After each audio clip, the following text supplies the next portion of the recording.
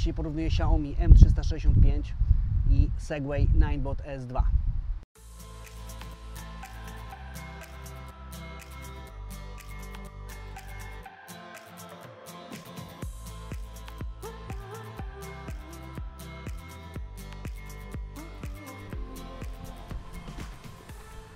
W ostatnim odcinku mówiłem Wam, że mega się jaram hulajnogami elektrycznymi i że jest to naprawdę bardzo fajna wizja przyszłości, że będziemy na takich urządzeniach sobie jeździć po chodnikach zamiast, nie wiem, samochodami, jak tutaj słychać cały czas się przemieszczać. Natomiast obecnie jest duży problem z zakupem hulajnóg i te dwa modele są najsensowniejsze i najbardziej dostępne, chociaż pomimo wszystko dosyć kiepsko dostępne. Nie będę Wam mówił w tym odcinku, gdzie je kupić, bo to się zmienia co chwileczkę i za tydzień już ten odcinek byłby nieaktualny, więc szukajcie sobie, trochę linków będzie na dole, natomiast skupimy się na tym, czym one się rzeczywiście różnią.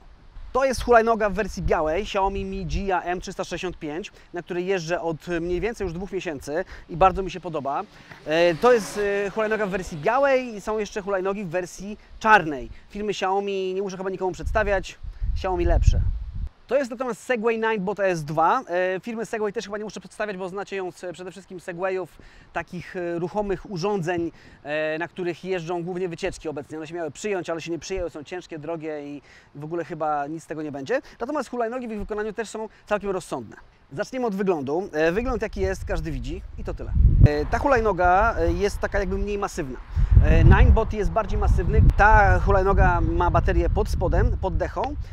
Ta ma tutaj właśnie w trzpieniu, co powoduje, że on jest trochę grubszy i trochę mniej wygodny, prawdę mówiąc, do łapania. Jeżeli chodzi o poręczność, o której jeszcze będę mówił, to chyba Xiaomi jest lepsza, bo ją się łapie troszkę lepiej. Ta, no, chyba że ktoś ma jakieś tam wielkie łapy, to może też ją złapać, natomiast przez to jest ona taka troszkę bardziej masywna. Natomiast co do reszty wyglądu, myślę, że to jest kwestia gustu, to są takie drobne detale. Tu jest rura spawana, tutaj jest deska, która do góry troszkę sobie podjeżdża. Jeśli chodzi o inne detale, takie jak oświetlenie, obie są przystosowane do jazdy po drodze, chociaż po drogach nie można u nas jeździć. Natomiast po zmroku oczywiście warto włączyć światło, nawet jak jedziemy po chodniku, czy możemy wzdłuż drogi jechać jako pieszy na przykład, tak? Poboczem sobie, chociaż nie wiem, czy to byłoby bezpieczne, ale są światełka, jest światło białe z przodu, jest światło czerwone z tyłu, to samo tutaj, światło białe z przodu, światło czerwone z tyłu. Dodatkowo Ninebot ma oświetlenie pod spodem, LEDowe, kolorowe, jeżeli ktoś by chciał, to taki bajer, troszkę to wygląda jak taki wiejski tuning, prawdę mówiąc, i no nie do końca mi się to podoba, natomiast jeżeli ktoś chce taki sobie tutaj szpan na dzielni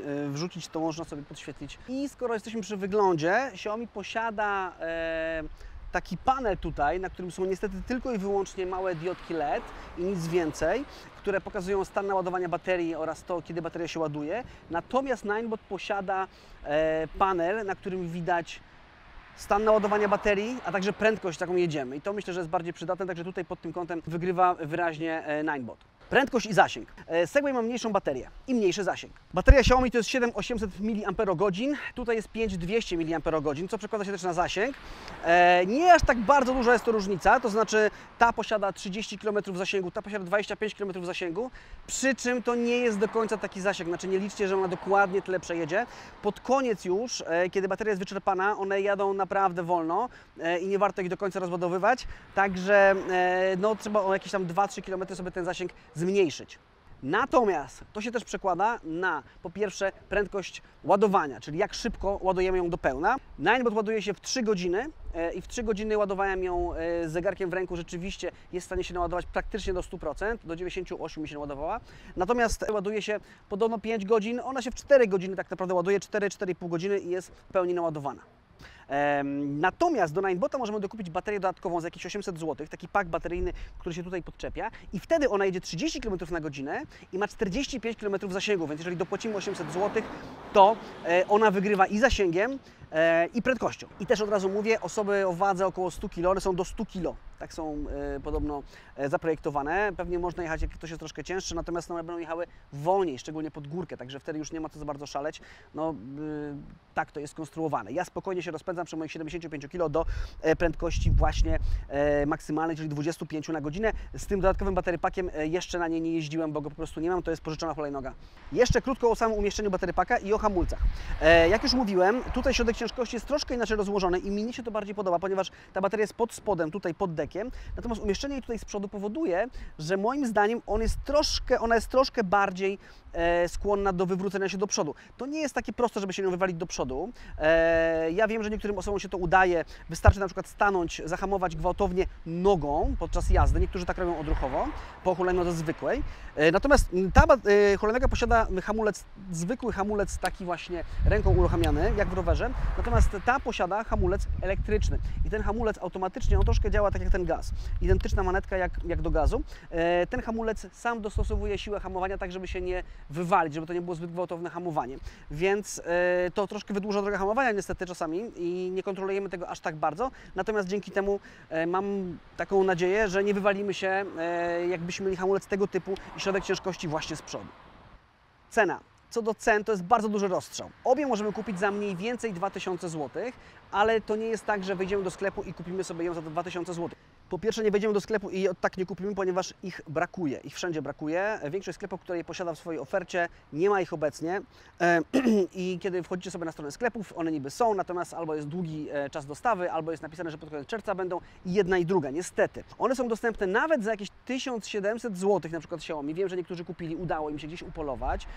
Można kupić na Gearbestie, tam też będą linki w opisie. Natomiast sprawdźcie, jak jest z dostawą i czy one obecnie są rzeczywiście dostępne. Można kupić nawet za 2000, może za 2500. To samo jest z tą. Widziałem je nawet po 3500 dostępne. Także szukajcie dokładnie i nie dajcie się, chyba że ktoś ma dużo kasy i chce po prostu wydać i mieć od razu. Natomiast nie dajcie się zrobić bambuko, bo jak to w necie bywa, czasami rzeczy są o wiele droższe niż powinny być, niż są w innych sklepach.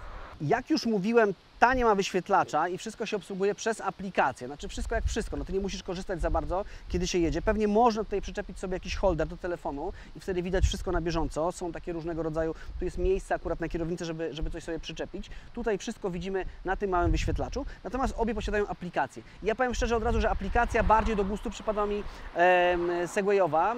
Co więcej, można korzystać z tej aplikacji i podpinać tę hulajnogę do aplikacji Segwayowej.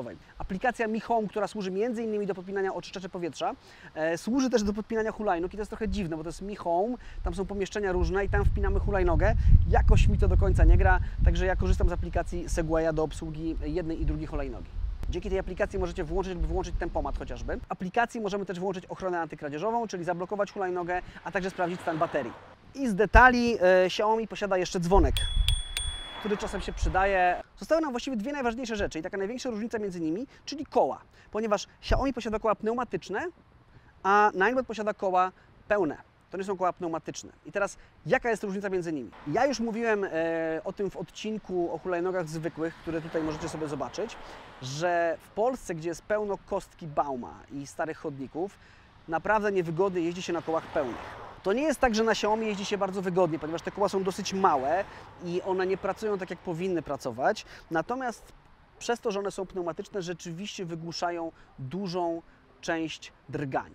Ninebot posiada amortyzator, który ma też zadanie tłumić drgania, natomiast moim zdaniem one nie tłumią się tak dobrze jak w przypadku opon właśnie pneumatycznych. Czyli idealnie, jeżeli byłby i amortyzator, i opona pneumatyczna, no żadna z nich tego nie ma. Natomiast rzeczywiście ona tłumi takie drgania większe, kiedy jest na przykład nierówny chodnik albo coś takiego. Natomiast z drganiami takimi rzeczywiście o bardzo dużej częstotliwości sobie za bardzo nie radzi. Minusem opon pneumatycznych oczywiście jest to, że mogą się przedziurawić. I teraz są różne opinie w sieci. Ja wiem, że są fanatycy opon takich i takich. Nie wnikam, jeżeli ktoś woli jechać na oponach pełnych i nie przeszkadzają mu lekkie drgania, niech wybierze sobie tę hulajnogę. Jeżeli ktoś uważa, że lepsze są opony bardziej miękkie, to kupi sobie taką hulajnogę lub takie koła właśnie z oponami pneumatycznymi, które oczywiście mogą się przedziurawić. Ja szczerze mówiąc przez ostatnie 10 lat miałem jedną gumę w samochodzie i w skuterze mi poszła opona, bo była już trochę stara, więc zaczęła pękać lekko. Natomiast to nie jest jakoś specjalnie częste, żebyśmy łapali gumy, a wymiana znowu nie jest aż tak tragiczna. Bardziej upierdliwe jest pompowanie jej co jakiś czas, ponieważ opony pneumatyczne oczywiście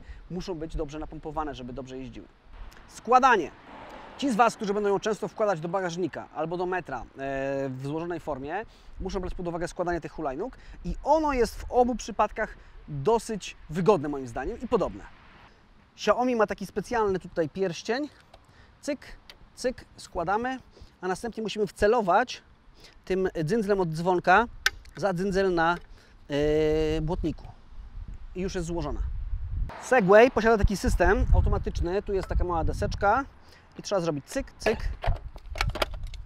Jest to chyba troszkę szybsze, bo bez użycia jakichś tam specjalnych pierścieni. Natomiast jak już mówiłem, troszkę mi przeszkadza to, że to jest takie grube i prawdę mówiąc też dziwnie się tym balansuje. Tu jest bateria, to jest ciężkie. No, jest to wygodne tak samo jak tutaj. No, 12,5 kg to nie jest mega wygoda. To dla osób, które nie są zbyt silne, może stanowić problem, więc też się warto nad tym zastanowić, jak dużo będzie to dźwigać, czy są schody, czy schody ruchome, czy winda. Reasumując, obie hulajki są bardzo podobne do siebie. Właściwie największa różnica polega na tym, że tutaj mamy opony pneumatyczne, tu są opony pełne, więc to wszystko zależy od Was. Można kupić opony pełne, ale perforowane, jeżeli ktoś chce mieć większą amortyzację, natomiast no, moim zdaniem to nie jest cały czas taka amortyzacja jak przy oponach pneumatycznych. Dostępność jest teraz najważniejszą sprawą, znaczy jeżeli uda Wam się którąś kupić, to już jest dobrze, ponieważ ich jest bardzo mało teraz w sprzedaży, ale to myślę, że się zmieni w ciągu najbliższych tygodni, może miesięcy. Wyświetlacz, to jest ważna sprawa dosyć, ogólny wygląd, no i chyba tyle.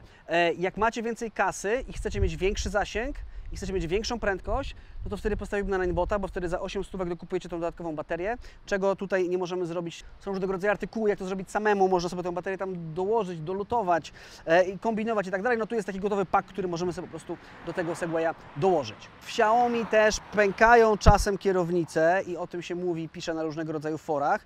To nie jest chyba jakieś bardzo częste, ale należy się z tym liczyć, także kupujcie tam, gdzie macie rękojmię, gdzie macie gwarancję, gdzie no, to nie będzie tak, że na przykład coś się Wam wydarzy po chwili i hulajnoga nie będzie do wymiany.